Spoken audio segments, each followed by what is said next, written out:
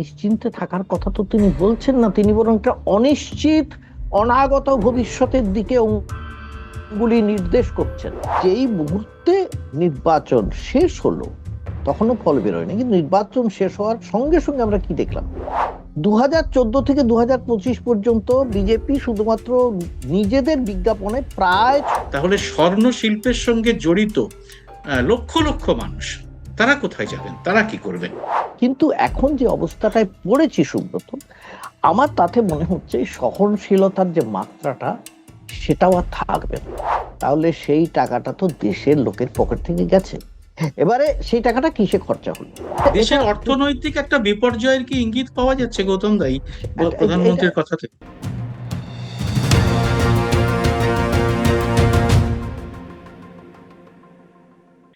নমস্কার সবাইকে, আজকের এই খোলা আড্ডা অনুষ্ঠানে স্বাগত। আমি সুব্রত বসু। প্রধানমন্ত্রী নরেন্দ্র মোদী ভারতের জনগণের কাছে বেশ কিছু কৃচ্ছ সাধনের জন্য তিনি অনুরোধ জানিয়েছেন, এবং সেই আবেদনগুলো হচ্ছে প্রায় 7টা আবেদন আছে। তার মধ্যে যে সমস্ত আবেদনগুলো খুব গুরুত্বপূর্ণ সেগুলো হলো, 1 বছর তিনি বলেছেন কোনো সোনার গয়না কিনবেন না, পেট্রোল ডিজেলের ব্যবহার কমানোর কথা তিনি বলেছেন, এবং তার জন্য তিনি মেট্রো রেল ব্যবহার করতে বলেছেন এবং অন্যান্য গণপরিবহন ব্যবহার করতে বলেছেন, এবং আবার ওয়ার্ক ফ্রম হোম শুরু করতে বলেছেন। 1 বছর বিদেশ ভ্রমণ বন্ধ করতে বলেছেন, এবং কৃষকদের উদ্দেশ্যে তিনি বলেছেন যে রাসায়নিক সারের ব্যবহার কমান, এবং গৃহিণীদের জন্য, বাড়ির যে সমস্ত রান্নাঘরে যারা থাকেন তাদের জন্য তিনি তাদের কাছে আবেদন করেছেন যে কুকিং অয়েল, ভোজ্য তেল তার ব্যবহার কমিয়ে দিন। এবং সাধারণ মানুষের কাছে তার আবেদন যে এই 1 বছর ব্র্যান্ডেড বিদেশি পণ্য আপনারা সমস্ত যাতে কিনবেন না। এর মূল উদ্দেশ্য যে ডলারের যে সঞ্চয়ের ভান্ডার সেটা মারাত্মকভাবে কমে গেছে। এই আবেদনের পর বিরোধী নেতা রাহুল গান্ধী এই আবেদনকে তিনি আখ্যা দিয়েছেন যে এটা শুধু উপদেশ নয়, এটা হচ্ছে নরেন্দ্র মোদীর ব্যর্থতার একটা প্রমাণ। আজকে আমরা এই বিষয়টি নিয়ে আলোচনা করব, এবং এই জন্য আজকে আমাদের সঙ্গে রয়েছেন প্রবীণ সাংবাদিক এবং রাজনৈতিক বিশ্লেষক গৌতম বন্দ্যোপাধ্যায়। গৌতম দা, প্রথমেই আপনাকে আজকের এই অনুষ্ঠানে স্বাগত। নরেন্দ্র মোদী এই যে উপদেশ দিলেন এবং যার প্রেক্ষিতে বিরোধী নেতা রাহুল গান্ধী এটাকে ব্যর্থতার একটি প্রমাণ হিসেবে তিনি দাবি করছেন, তো এই বিষয়টি বোঝার জন্য যদি আপনি আপনার মতো করে ব্যাখ্যা করেন দর্শকদের কাছে, তাহলে আমাদের মনে হয় সবার আগে সেটাই বোধহয় সুবিধা হবে। এটা প্রথমে এই দুটো পক্ষ তুমি যেটা বললে সুব্রত, দুটি পক্ষ নিয়ে কথা বলতে হয়। একটা হচ্ছে প্রধানমন্ত্রী, একটা হচ্ছে বিরোধী দলনেতা। প্রধানমন্ত্রী নরেন্দ্র মোদী এবং বিরোধী দলনেতা রাহুল গান্ধী। রাহুল গান্ধী বহুদিন আগে, যখন ইরানের সঙ্গে ইসরায়েল এবং আমেরিকার যুদ্ধটা লাগলো এবং অরমুজ স্ট্রেইট বন্ধ হয়ে যাচ্ছে, করে দেওয়া হলো, প্রচন্ড সংঘর্ষ চলছে, তখনই রাহুল গান্ধী বলেছিলেন যে আমাদের দেশের যে মজুত তেল জ্বালানি কত আছে, আগামী দিনে কি অবস্থা দাঁড়াবে, আমাদের দেশটা কোথায় দাঁড়াবে, তার অর্থনৈতিক অবস্থাটা কোথায় দাঁড়াবে, এই সমস্ত বিষয়ে খোলামেলা আলোচনা করা দরকার, এবং দেশের কি অবস্থাটা সেটা প্রধানমন্ত্রীর সকলের সামনে খুলে বলা দরকার। কিন্তু এটা অবশ্য শাসক বা বিশেষ করে মোদী সরকার কিছু বলেনি। তার একটা বিরাট কারণ ছিল, এই যে মোদী সরকার কিছু বলেনি তার বিরাট কারণ ছিল 5টা রাজ্যের বিধানসভা নির্বাচন ছিল। এটা তো কোনো মানে এমন কিছু ব্যাপার নয় যে খুব গোপনীয় বা খুব একটা বুঝতে অসুবিধে হবে কারণ। আমার তো ধারণা যে যে কোনো একটা যারা সদ্য নবাগত আর কি যাকে বলা হয় রাজনীতিতে, তারাও বুঝতে পারবে যে বিধানসভা নির্বাচনের আগে যদি এই সমস্ত কথা বলা হয় তাহলে খুব তার একটা বিরাট অন্য ফল হতে পারে, বা তার বিরোধীদের মধ্যে একটা সাংঘাতিক উত্তেজনা সৃষ্টি করতে পারে, আন্দোলন হতে পারে। কাজে এটা চুপচাপ ছিল, সবাই চুপচাপ ছিল, বিশেষ করে শাসকদল এবং কোনো কথা বলে। স্বরাষ্ট্রমন্ত্রী একদম তিনি প্রকাশ্যে হুম, জনসভাতে বলেছেন যে দেশের কোনো গ্যাসের কোনো অভাব হুম, নেই, তেলের কোনো অভাব নেই, হুম। আপনারা নিশ্চিন্তে আপনারা থাকুন, কোনো রকম কোনো বিপদের আশঙ্কা নেই। এটা স্বরাষ্ট্রমন্ত্রী তো স্বরাষ্ট্রমন্ত্রী বলেইছেন, এমনকি পেট্রোলিয়াম মন্ত্রী হরদীপ সিং পুরী পর্যন্ত সে কথা বলেছিলেন যে কোনো রকমের সংকট, জ্বালানির কোনো সংকট নেই, এই কথাটা পরিষ্কার জানিয়েছেন। এই কথা জানার পরে তারপরে যেই মুহূর্তে নির্বাচন শেষ হলো তখনও ফল বেরোয়নি, কিন্তু নির্বাচন শেষ হওয়ার সঙ্গে সঙ্গে আমরা কি দেখলাম? আমরা দেখলাম এলপিজি, কুকিং গ্যাস, তার যে কমার্শিয়াল এবং ডোমেস্টিকেরও যে ছোটটা, তার দাম বেড়ে গেল। এবং কমার্শিয়ালটা তো হু করে বেড়ে গেল, প্রায় 1,000 টাকা, মানে 999 বা 990 এরকম টাকা বেড়ে গেল। প্রায় 3,000 টাকা হয়েছে প্রতি সিলিন্ডারে। এই যে বেড়ে গেল, এর ফলে কি তার প্রভাবটা পড়ে? তার প্রভাবটা সমাজের বিভিন্ন ক্ষেত্রে পড়বে, আমরা দেখতে পাবো। একটা সমাজের একটা ক্ষেত্রে পড়বে, যারা রেস্টুরেন্টের ব্যবসা করে, যারা হোটেলে ব্যবসা করে, তাদের ক্ষেত্রে পড়বে। আরেকটা করবে ছোট ব্যবসায়ীদের ক্ষেত্রে, যারা ফুটপাতে দোকান করেন, হকারি করেন, রুটি বিক্রি করেন, বিভিন্ন ছোটখাটো জিনিস, বিভিন্ন স্ন্যাক্স তৈরি করেন, বিভিন্ন এমনকি আলুর চপ ভাজেন, কথার কথা বলছি, তাদেরও উপরে এটা ইম্প্যাক্ট হবে। তাদেরও টাকা বাড়াতে হবে প্রত্যেককে। এই পশ্চিমবঙ্গের থেকে সব জায়গায় যেমন মিষ্টির দাম বেড়ে যাবে, সবকিছুই বাড়তে পারে, সবেতেই তো গ্যাসের প্রয়োজন হয়। কাজে এটা হবে, এটা ইতিমধ্যেই চলছে, আমরা দেখেছি এটা হয়েছে। এবং এটা তারপরে যে মুহূর্তে ফল বেরোলো, কারণ নির্বাচন হয়ে গিয়েছে, নির্বাচনে যথেষ্ট বিজেপির ফল যথেষ্ট মানে ভালোই বলা যায় সব জায়গাতেই। যেখানে যেখানে তারা আশা করেছিল সেখানে সেখানেই তাদের জয় হয়েছে, এবং খুব বিপুল ভাবে জয় হয়েছে। কি কারণে জয় হয়েছে সেগুলো তো আমরা আলোচনা অন্যত্র করতে পারি, কিন্তু হয়েছে। এরপরেই মোদি এখন অনেকটা নিশ্চিন্ত এই জন্যে, জানে সামনে কোনো ভোট নেই। এবং এটা তো আমরা দেখেছি প্রথম দিন থেকে, যে দেখো বিজেপি আজ যাতেই ব্যর্থ হোক, আমি প্রশাসনের দিকে বলছি না, আমি আমি অন্য কোনো দিকে বলতে চাইছি না, আর্থিক দিকে, অর্থনৈতিক ব্যবস্থার দিকে বলছি না, ভোটের রাজনীতিতে বিজেপি খুব সাকসেসফুল, সফল, অত্যন্ত সফল, অন্তত আমরা জবের থেকে দেখে চলছি। 2014 থেকে 2025 পর্যন্ত বিজেপি শুধুমাত্র নিজেদের বিজ্ঞাপনে প্রায় 6,000 কোটি টাকা খরচা করেছে। 6,000 কোটি টাকা খরচা করেছে। সেখানে কি কোথাও মনে হয়েছে যে এই বিজেপি দেশের খুব যে একটা সাংঘাতিক অর্থ কষ্ট আসছে তাই নিয়ে বিজেপি খুব চিন্তিত, তাকে মনে হয়েছে? কোথাও মনে হয়নি।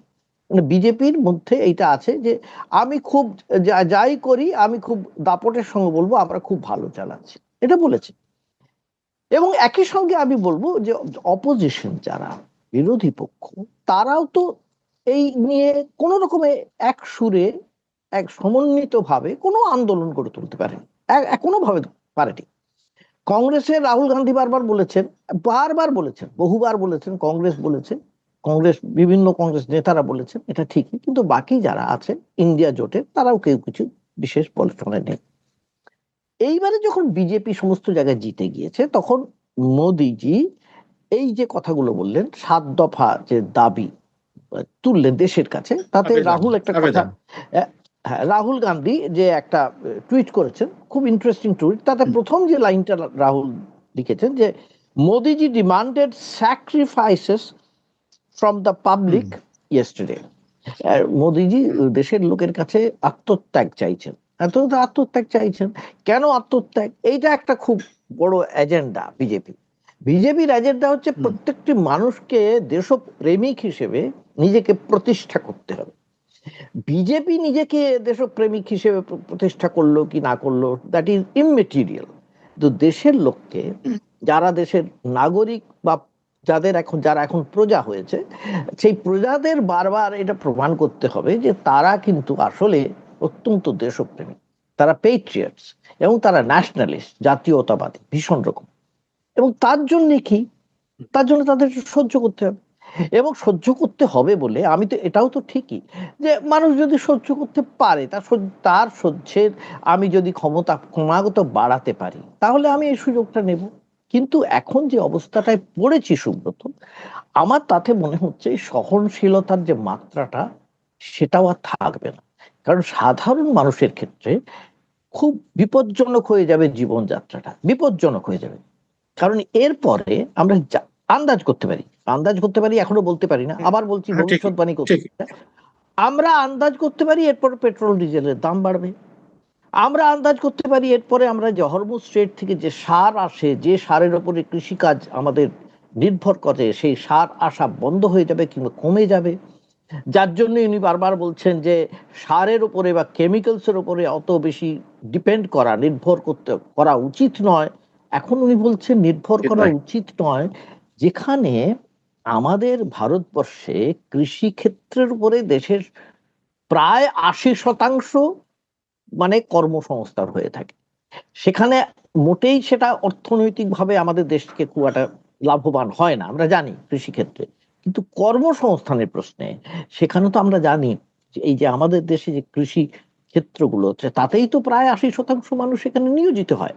তাহলে সেটা বন্ধ হবে, কাজে আরো মানুষের কাজ থাকবে না হাতে। এটা হবে, এটা সম্ভাবনাটা দেখতে পাচ্ছি। কেন?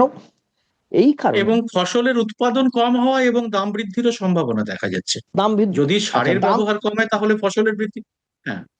আর দাম বৃদ্ধি সবজির এমনি বাড়বে, কারণ যেই মুহূর্তে পেট্রোল ডিজেলের দাম বাড়বে পেট্রোল ডিজেলে তো, হ্যাঁ, তার ঠিক। সবচেয়ে প্রথমে সবজির দাম বাড়বে, কারণ সবজি তো কখনোই ট্রান্সপোর্ট ছাড়া হয় না, পরিবহন ছাড়া এবং হবে। চাষেও ডিজেল লাগে, হ্যাঁ, চাষেও প্রচুর পরিমাণে চাষ, ডিজেল লাগে। ইয়েস, চাষেও ডিজেল লাগে। আর সবচেয়ে বেশি পরিবহন ছাড়া সবজি হবে না, পোলট্রিও হবে না। পোলট্রি বা কি করে হবে? তুমি পোলট্রিও, ডিমও পৌঁছতে পারবে না কোনো জায়গায়। পশ্চিমবঙ্গের ক্ষেত্রে আমি সত্যি কথাই বলতে, মাছের বাজারে খানিকটা হয়তো দাম অতটাও নাও উঠতে পারে, এটা আমার ধারণা। আমি দেখেছি অনেক ইয়ে অবস্থাতেও, কারণ অনেক জায়গাতে এখনো পুকুর টুকুর আছে, সেখানে কিছু মাছ টাছ হয় লোকের এবং আসে এবং সেই মাছ বিক্রি হয়। খুব একটা দূরে যেতে হয় না। আর বাইরে থেকে মাছ খুব একটা পশ্চিমবঙ্গে এখন আসে না, আগে আসতো অন্ধ্র থেকে যেমন আসতো। আমি পশ্চিমবঙ্গের কথা বললাম, কিন্তু অন্য জায়গায় সেখানে তো সবজির ব্যবহার অনেক বেশি, কারণ সেখানে কি হবে, সেখানে দাম বাড়বে। এটা, এবং এটা বাড়লে মানুষের পকেট থেকে টাকা যাবে। যে দেশে এখনো পর্যন্ত প্রায় আমরা লক্ষ্য করেছি বোধহয় 800 বিলিয়ন, মানে কত, 800 বিলিয়ন মানে বলছে প্রায় আমাদের 80 কোটি বোধহয়, 80 কোটি, হ্যাঁ, বা ঠিক কতটা মনে পড়ছে না, যারা যারা এই রেশনের চাল 5 কেজি করে চাল পান। ইয়েতে আমার সংখ্যাটা ঠিক মনে পড়ছে না কতখানি। প্রায় একটা 80% মানুষকে সেটা দিতে হ্যাঁ, হয়। আচ্ছা, দিতে হয়। এই যে দিতে হয়, এই এত মানুষ, তার মানেটা কি? তার মানে এখনো পর্যন্ত আমাদের দেশে আমরা যতই মুখ করে বড় বড় কথা বলি, কালকে যদি এদের বন্ধ করে দেওয়া হয় চাল দেওয়া, তাহলে বা এই সাবসিডাইজড যে ভাবে দেওয়া হয় তাদের এই শস্যটা যেভাবে পান, সেটা যদি বন্ধ হয়ে যায়, তাহলে তারা খাবেন কি? এই এই চিন্তাটা আমাদের মাথায় থাকে। মাথায় থাকে মানে, আমরা তো বন্ধ করতে পারিনি, মোদী সরকার বন্ধ করতে পারেননি। এবং লক্ষণীয় যে মোদী সরকারকে বিভিন্ন স্টেটে বিভিন্ন রকমের ওয়েলফেয়ার স্কিম বিভিন্ন কায়দা করে চালাতে হচ্ছে। বলা হচ্ছে এটা করতে হবে, এটা দিতে হবে। তার মানে যতই অর্থনৈতিক বৃদ্ধির কথা বলা হোক, কোথাও সেখানে গলতি, ফাঁক থেকেই যাচ্ছে। এটা আমরা বুঝতে পারছি। বিপিএল সংখ্যাও কিন্তু খুব একটা মোটেই কমেনি। কাজে এই বিপিএল মানে বিলো পভার্টি লেভেল, দারিদ্র সীমার নিচের মানুষ, সেও তো খুব একটা কমেনি। তাহলে কোন দিকে মানুষ যাবে? এটা এটা হলো প্রথম কথা। এবারে দ্বিতীয় কথায় আসা যাক। যে দ্বিতীয় বলছেন যে পেট্রোল ডিজেল কম ইয়ে করে কার পুল ব্যবহার করুন আপনারা, বেশি গাড়িতে চলবে না, ওয়ার্ক ফ্রম হোম, ঠিক আছে, বুঝলাম। এবারে তাই যদি হয়, তাহলে এই যে নির্বাচন হয়ে গেল বিধানসভা 5টা রাজ্যে, সেখানে যদি হিসেব করা হয় কি পরিমাণ তেল খরচা হলো, কি পরিমাণ জ্বালানি খরচা হলো, কিসের জন্য? প্রচারের জন্য। ক্রমাগত, আমি শুধু পশ্চিমবঙ্গই যদি তুমি ধরো, ক্রমাগত কেন্দ্রের সমস্ত নেতা মন্ত্রী, হেন কেউ নেই বাদ, সমস্ত রাজ্যের মুখ্যমন্ত্রীরা এসে দিনের পর দিন থেকেছেন, গাড়ি চড়েছে, কখনো প্লেনে, কখনো জেট প্লেনে, বিভিন্ন ভাবে। মানে সেখানে কোনো কৃচ্ছ সাধনের বিন্দু মাত্র কিছু আমরা আমরা দেখিনি। আমরা দেখিনি, আমরা দেখতে পাইনি, গৌতম দা, আমরা দেখি। আজকেও সোমনাথ মন্দিরের যে হ্যাঁ। যেটা ইয়ে হয়েছে, যে হুম। র্যালি হয়েছে, সেখানেও কিন্তু আমরা সেই হুম। কনভয় দেখেছি, গাড়ির প্রচুর সেখানে কোনো হুম। দেশের যে সংকটের ডাক দিয়েছে, সংকটের জন্য যে কৃচ্ছ সাধনের ডাক দিয়েছেন, তার কিন্তু কোনো ইয়ে দেখা যায়নি, তার হ্যাঁ। প্রমাণ কিন্তু দেখা যায়নি। আচ্ছা, এই কংগ্রেস থেকে কিছু অভিযোগ করে থাকে, আমি সেই অভিযোগের দিয়ে যাব না, কারণ বিরোধীরা অনেক অভিযোগ করে থাকে। ঠিক আছে, প্রধানমন্ত্রীকে বাইরে যেতে হয়, বিদেশ যাত্রা করতে হয়, কিন্তু কি হয়, এই পারসেপশনটা কি হয়, পারসেপশনটা কিন্তু খুব খুব খুব লোকের কাছে খুব খুব আশ্চর্যজনক লাগে। তিনি বললেন কৃচ্ছ সাধন করতে হবে, এ, বিদেশ যাত্রা 1 বছরের জন্য স্থগিত করে দিন। ঠিক আছে, তাকে তো যেতে হবে, ঠিক আছে, যেতে হবে, কিন্তু তিনি যাবেন কি ভার্চুয়ালি করবেন? তাহলে এই মুহূর্তে তিনি 7টা দেশে যাচ্ছেন, 7খানা দেশে তিনি যাত্রা শুরু করে দিন, সফর করতে শুরু করলেন তিনি। কাজে সেই জিনিসটা খুব একটা সাধারণ মানুষের কাছে মনে হতে পারে, তাহলে কোন জিনিসটা আমরা ধরবো, কি করে ধরবো? আমরা তো দেখছি সবই ঠিক আছে, এক নম্বর। অথচ দেখো, এই তথ্যগুলো কিন্তু বাইরে আসছে না, যে মোদিজি বাইরে যাবেন বা আমাদের মন্ত্রীরা যে এসে ঘুরলো। আমি সব অপোজিশনকেও যদি ধরি, ঠিক আছে, তারাও ঘুরলো, তো তুমি গোটাটাই একটা সবার সামনে ফেলে দাও যে এত টাকার খরচা হয়েছে, এত পেট্রোল চলে গিয়েছে, পুড়িয়ে ফেলেছি আমরা। আমরা নির্বাচনের সময় এত পেট্রোল জ্বালানি ফালানি আমরা পুড়িয়ে ফেলেছি, এটা জানাতে হবে তো দেশের লোককে। দেশের লোকেরই তো টাকা। যেমন যখন ইন্টারন্যাশনাল মার্কেটে পেট্রোল ডিজেলের দাম কমেছিল, তখন তো আমরা যারা এমনি গাড়ি চালায়, যাদের চার চাকা আছে, দু চাকা আছে, তারা তো বেশি দামেই পেট্রোল ডিজেল কিনেছি। তখন যে এক্সাইজ ডিউটিটা সরকার পেয়েছে, সেটা কংগ্রেসের একটা হিসেব আছে, জয়রাম রমেশ একটা হিসেব দিয়েছেন, আবার সেই একই সঞ্জয় ঝাও ওই হিসেবটা বলছেন, ঠিক আছে। ওনারা বলছেন একটা বিশাল অ্যামাউন্ট, 35 লক্ষ কোটির থেকে 40 লক্ষ কোটি। ঠিক আছে, এটা কংগ্রেসের হিসেব, আমরা যদি তার কাছাকাছিও ধরি, তাহলে সেই টাকাটা তো দেশের লোকের পকেট থেকে গেছে। এবারে সেই টাকাটা কিসে খরচা হলো? এটা বলতে পারে যে ইনফ্রাস্ট্রাকচারে খরচা হয়েছে, বলা যেতে পারে যে পরিকাঠামো, পরিকাঠামোতে তো খরচা হয়েছে, দেশের লোক তো কিছু ফেরত পেল না, দেশের লোকের পকেট থেকে তো চলে গিয়েছে।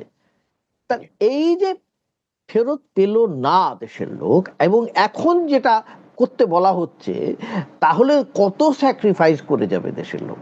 শুধু স্যাক্রিফাইস করে যাবে আর নিজেকে দেশপ্রেমিক বলে প্রমাণ করতেই থাকবে শেষ পর্যন্ত, শেষ দিন পর্যন্ত, যতদিন প্রাণ যায় ততদিন করে যেতে হবে? এই জিনিসটা খুবই আশ্চর্যজনক, খুব দুর্ভাগ্যজনক, সুব্রত। প্রথম দা যেটা খুব বড় আলোচ্য বিষয় হয়ে উঠেছে সেটা হচ্ছে যে এক হুম, বছর সোনার গয়না কেনার ব্যাপারে তিনি একটু কৃচ্ছ সাধন করতে বলেছেন। এবং হুম, এটা ভারতীয় সমাজের মধ্যে আমাদের যা হুম, সামাজিক যে সংস্কৃতি, তাতে রীতি। সোনার গয়না বিয়ে থেকে জন্ম থেকে প্রায় তার বৈবাহিক সমস্ত ইয়েতে তাদের সোনার গয়না ছাড়া এটা হয়ই না প্রায়।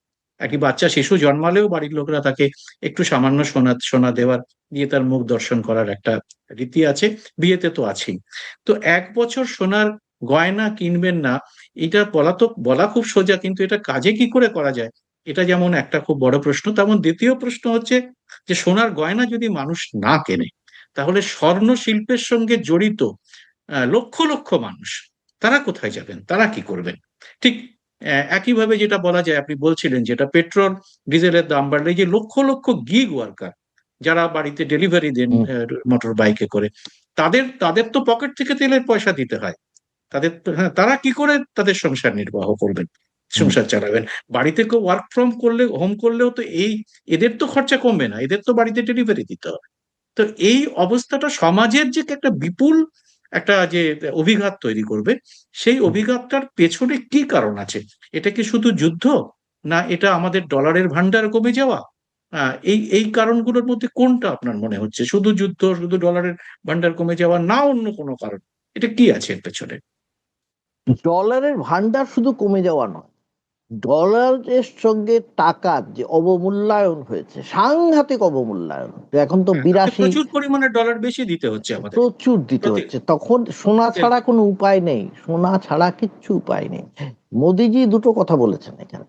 একটা হচ্ছে, এই যখন এই অবস্থা ছিল না, তখন জনসভায় বলেছিলেন ভারতীয় মহিলাদের কাছে সোনা কিন্তু শুধুমাত্র কোনো সঞ্চয়ের জিনিস নয়, এটা হচ্ছে ইমোশনের জিনিস, অনুভূতির জিনিস, একটা ভীষণ সম্মানের রকমের ব্যাপার, মঙ্গলসূত্রের কথা সম্মানের ব্যাপার। বলেছিল। তো তিনি এখন, মঙ্গলসূত্র। তুমি সেটা বলছেন, এই সম্মানের ব্যাপারটা এখন আপাতত 1 বছর স্থগিত থাক, এটা হলো 1 নম্বর। হুম। 2 নম্বর হচ্ছে যে তুমি আর যেটা তিনি বললে এটাও বলেছেন যে আপনাদের আগে দেশপ্রেমের অনেক সময় দান করতেন সব, দান করতে আপনাদের হতো, এখন বলেছে দান সেটা করতে বলছেন। বলছেন না। হ্যাঁ, তিনি ওইটুকু ছাড় দিয়েছেন যে দান হ্যাঁ, করতে হবে না, হ্যাঁ। কিন্তু আপনারা কিনবেন না। আচ্ছা, এবারে এই নিয়ে যে বলছেন দান করতে হতো, দান করতে হতো, একমাত্র আমি জানি যে যুদ্ধের সময় বহু মানুষ এটা দান করেছিলেন। 1965 সালে, আমার এখনো মনে স্বাধীনতার, আছে, দেশের স্বাধীনতার জন্য। 1965-এ পাকিস্তান ওয়ারের সময় আমি আমার মাদেরই দেখেছি, বাড়ির গয়না পাতি সব আমার নিজের সঙ্গে গিয়ে পর্যন্ত সেটা দান করা হয়েছিল। খুব ছোট আমরা, কিন্তু আমার মনে আছে, এসেছিলেন এই সম্ভবত পন্তজা নাইটু কেউ, দেওয়া হয়েছিল, এরকম একটা চলেছিল। এবং সে সঙ্গে সঙ্গে সেটা রিসিট করা হতো, মনে আছে আমার, রিসিট করা হতো এবং রিসিট করে প্রত্যেকের হাতে দেওয়া হতো, কত গ্রাম নেওয়া হলো, কিভাবে দেওয়া হলো, সমস্ত কিছু এর এক সঙ্গে সঙ্গে সরকারি রিসিট মেরে দেওয়া হতো। আমার বক্তব্য হচ্ছে এখন তো কোনো আমাদের দেশে কোনো যুদ্ধ টুদ্ধ নেই, আমরা তো যথেষ্ট শান্তিতে আছি। কাজে এখন সেই দান করার প্রশ্নটা আসছে কি করে? এক নম্বর। দু নম্বর হচ্ছে এই যে এত মন্দির, বিভিন্ন মন্দিরে যে দান করে লোকে, মানত করে বহু জায়গায়, সেটা কি বন্ধ থাকবে? সেটা কি কেউ বলতে পারবে যে এটা বন্ধ থাকবে? এটাও আমরা জানি না। তিনি এটা কি বলতে পারবেন যে এটা বন্ধ থাকবে, বন্ধ থাকা উচিত? এটা আমরা শুনিনি এখন।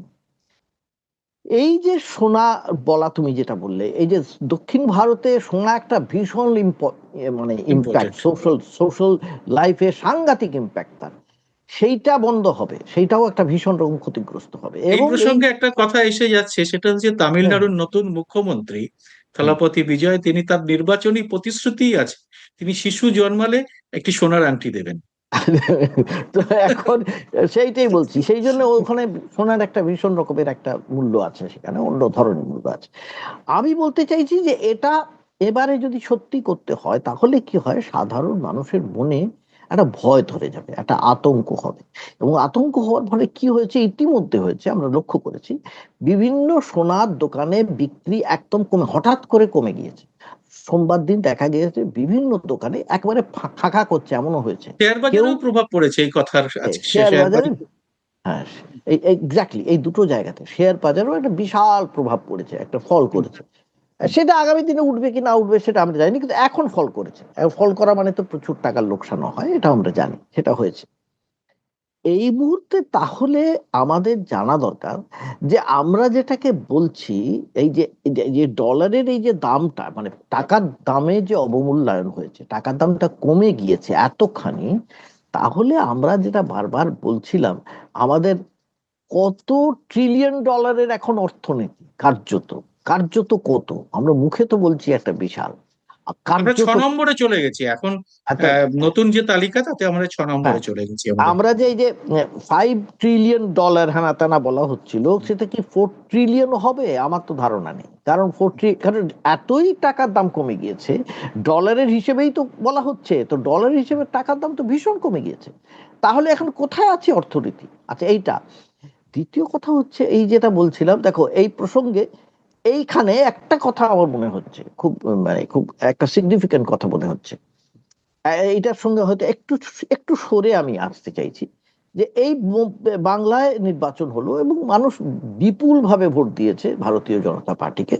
এবং প্রচুর মানুষ, যতই আমরা এসআইআর বলি, ঠিক আছে, এসআইআর নিয়ে মামলাও হয়েছে, আমরা জানি, কোর্টে হয়েছে 31টা জায়গায় বিভিন্ন, তো সেটা আজকেও পরে। সেই মামলা সুপ্রিম কোর্টে খুব আজকে বড় আজকেও সেই মামলা হয়েছে, সেই মামলাটা ধরনের আবার নতুন প্রসঙ্গ ভাবে হয়। নতুন ভাবে হবে, আমি সেই মামলার বিষয়ে এখন বলছি না। আমি বলতে চাইছি মানুষের দুটো জিনিস হয়েছে। প্রথমত একটা বিশাল বিশাল একটা অ্যাসপিরেশন, যে একটা প্রচুর কিছু পাবো, এটা হয়।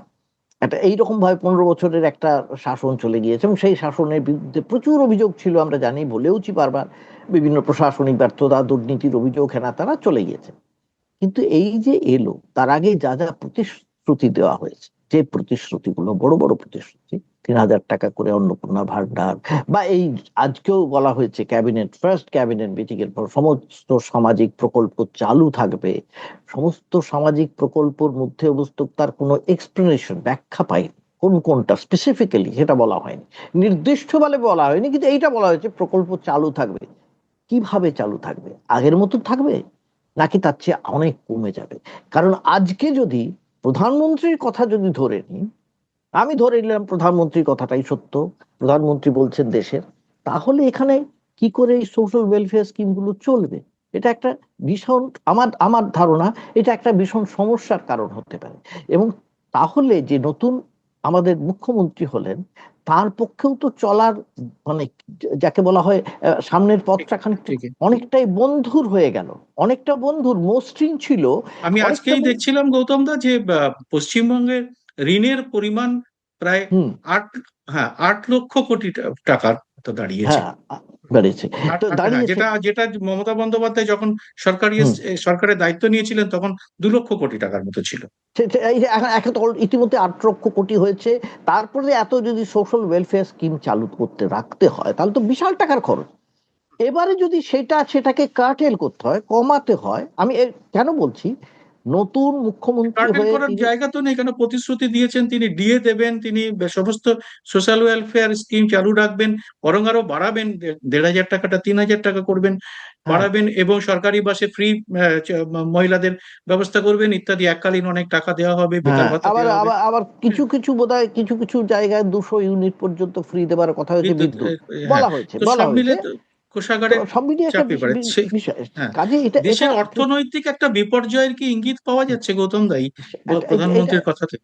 এটা এই প্রধানমন্ত্রীর কথাতে বিপর্যয়ের ইঙ্গিত পাওয়া যাচ্ছে শুধু না, প্রধানমন্ত্রী তো পরিষ্কারই বলছেন যে এখন আমাদের এভাবে চলতে হবে। এক্স্যাক্টলি।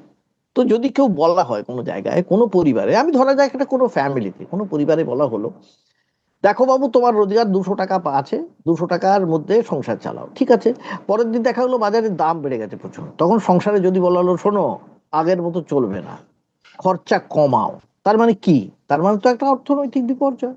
আমি খরচা কমাও বলছি, তার মানে অর্থনৈতিক বিপর্যয়, কারণ আমি সামলাতে পারবো না। এখানেও তো তাই, আমাদের খরচা কমাতে বলা হচ্ছে। এবারে কিভাবে খরচা কমাবো? আমরা যাতায়াত করতে যদি না পারি, একে তো অর্থনৈতিক ভাবে আমরা এমনিতেই পিছিয়ে আছি বেশ খানিকটা।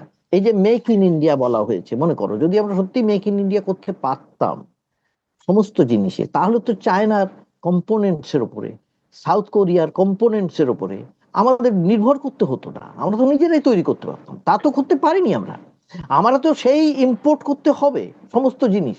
এই যে পেট্রোল ইম্পোর্ট করতে হয়, আমাদের সব জিনিসটাই, সারও বিশাল পরিমাণ আমাদের ইম্পোর্ট করতে হয়, সবটাই তো করতে হয়। তো সেখানে আমরা যদি ইম্পোর্টের উপরে আমাদের যদি নির্ভরশীল হতে হয়, তাহলে আরেকটু পিছিয়ে যদি যাই, তাহলে আমাদের ইরানের সঙ্গে সম্পর্কটা অনেক বেশি হৃদ্যতাপূর্ণ রাখার দরকার ছিল। এখন যেটা হলো, ইরান আমাদের সঙ্গে যে খুব একটা বলছি না আমাদের প্রতি শত্রু মনোভাবাপন্ন দেশ, তা নয়, মোটেই আমি মনে করি না, কিন্তু সন্দেহের চোখে তো দেখে, সংশয়ের চোখে তো একটু দেখছে। এমনকি কালকেও আমরা জানো, শনিবার বোধহয়, এই একটা একটা নৌকোতে একটা বিস্ফোরণ হয়েছে, একজন ভারতীয় নাবিক মারা গিয়েছেন।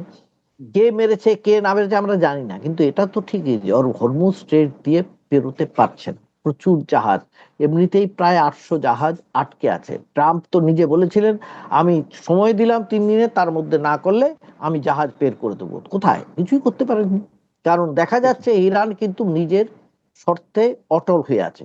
তারা বলে দিয়েছে পারমাণবিক যে তাদের যে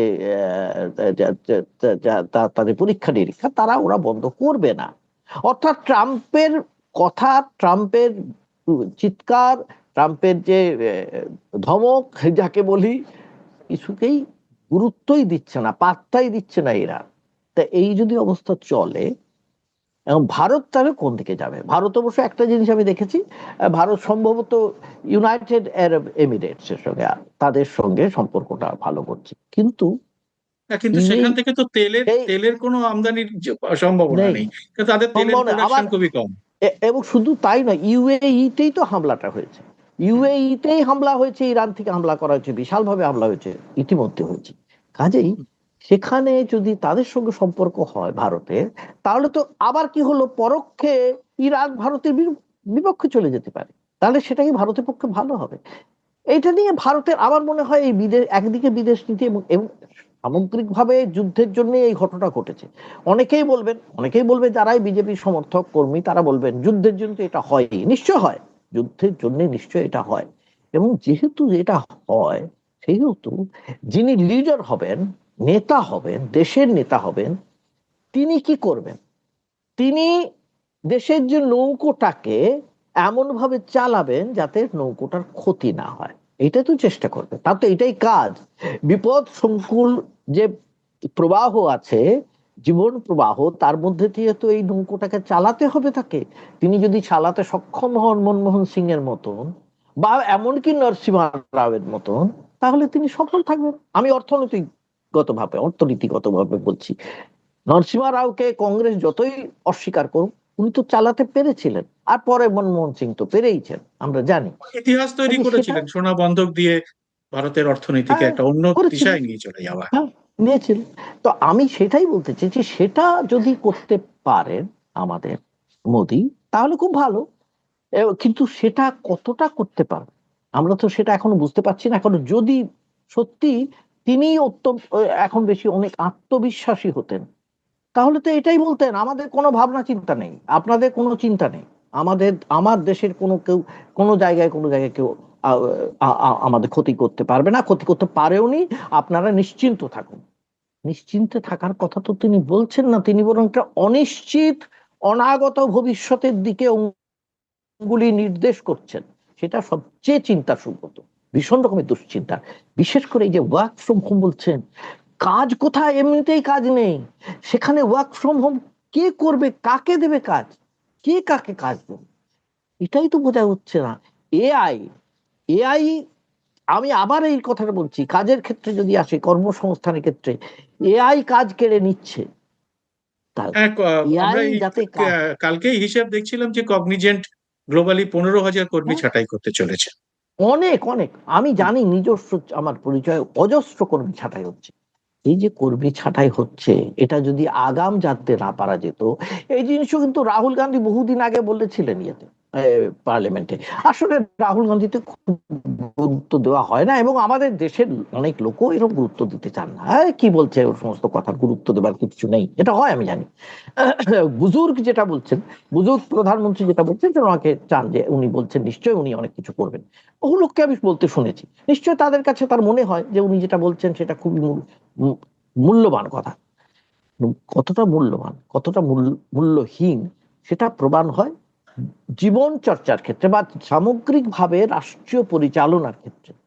সেটা যতদিন না আমরা দেখতে পাবো, ততদিন আমরা বুঝতে পারবো না। কিন্তু এইটুকু বুঝতে পারছি যে আগামী দিনে এই তিনটে জায়গাতে, এই যে বিশেষ করে কর্মসংস্থানের অনিশ্চয়তা বেড়ে যাবে, আর্থিক নিরাপত্তার কমে কমতে থাকতে পারে, এটা ভীষণ ভীষণ রকমের আশঙ্কা দেখা দিল প্রধানমন্ত্রী বলার পর, এবং মধ্যবিত্ত এবং নিম্নবিত্তদের জীবন যাত্রায় খুব একটা প্রভাব পড়তে পারে, খুব বাজে রকমের প্রভাব পড়তে পারে বলে মনে হচ্ছে প্রধানমন্ত্রীর কথা থেকেই। অন্য কারুর কথা বলতে হবে না, প্রধানমন্ত্রীর কথা থেকে। এবং বাংলায় যেটা বললাম, বিভিন্ন সামাজিক প্রকল্প কিভাবে চালাবেন মুখ্যমন্ত্রী, নতুন মুখ্যমন্ত্রী, সেটা নিয়েও তার মাথাতেও একটা বড় দুশ্চিন্তা চেপে বসবে বলে আমার মনে হয়। সুব্রত। ধন্যবাদ গৌতম দা, আপনি খুব সুন্দর একটা বিশ্লেষণ আজকে আমাদের উপহার দিলেন। আপনারা যারা এই অনুষ্ঠানটা দেখলেন তাদের কাছে আমার আবেদন যে আপনারা অবশ্যই কমেন্ট বক্সে আপনারা এই দেশের এই অর্থনৈতিক অবস্থা সম্পর্কে আপনাদের যা মতামত সেটা অবশ্যই লিখবেন, এবং সেই সঙ্গে আমাদের এই চ্যানেলটি, আমার চ্যানেল এবং গৌতম ব্যানার্জি অফিসিয়াল, এই দুটি চ্যানেলকে আপনারা যদি সাবস্ক্রাইব করে নোটিফিকেশন বেলটি চালু করে রাখেন, তাহলে অবশ্যই আমরা এরকম কাজ করতে আরো উৎসাহ পাবো। আপনাদের সবাইকে অনেক ধন্যবাদ এবং নমস্কার। স্বাধীন সাংবাদিকতার পাশে থাকার জন্য চ্যানেলটি সাবস্ক্রাইব করে নোটিফিকেশন বেলটি অবশ্যই চালু করে রাখুন। সেই সঙ্গে পারলে রোজ একবার @সুব্রত বসু জার্নালিস্ট সার্চ দিয়ে নতুন কোনো ভিডিও আপলোড করা হলো কিনা তা দেখে নিতে পারেন।